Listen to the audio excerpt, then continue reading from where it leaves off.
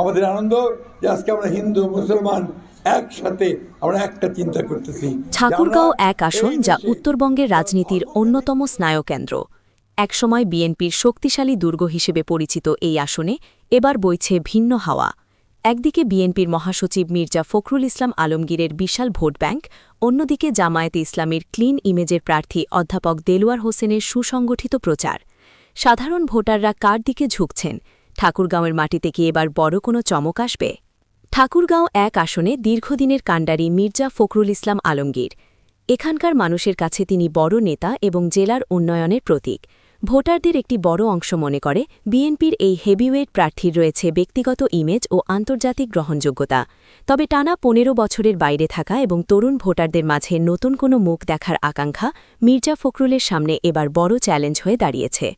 অন্যদিকে ঠাকুরগাঁওয়ে জামায়াতে ইসলামের প্রার্থী অধ্যাপক দেলোয়ার হোসেন এবার বেশ শক্ত অবস্থানে আছেন। তিনি ঠাকুরগাঁও জেলা জামায়াতের নায়েবে আমির এবং একজন সজ্জন ব্যক্তি হিসেবে সাধারণ মানুষের কাছে পরিচিত।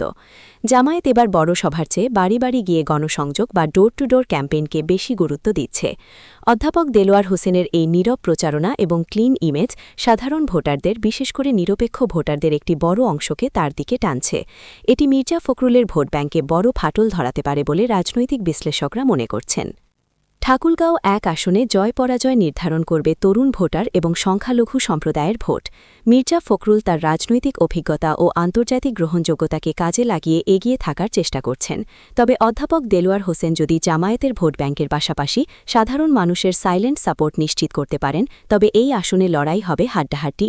মূলত জামায়াত ও বিএনপির মধ্যকার এই মর্যাদার লড়াই ঠাকুরগাঁওয়ের নির্বাচনকে সারা দেশের কাছে আকর্ষণীয় করে তুলেছে।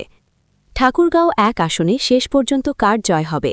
মির্জা ফখরুল কি তার গড় রক্ষা করতে পারবেন, নাকি অধ্যাপক দেলোয়ার হোসেন নতুন ইতিহাস করবেন? ভিডিওটি শেয়ার করুন এবং মতামত জানাতে কমেন্ট করুন। ধন্যবাদ। উহারা প্রচার করুক হিংসা, বিদ্বেষ আর নিন্দাবাদ, আমরা প্রচার করিব সাম্য, শান্তি, এক আল্লাহ জিন্দাবাদ।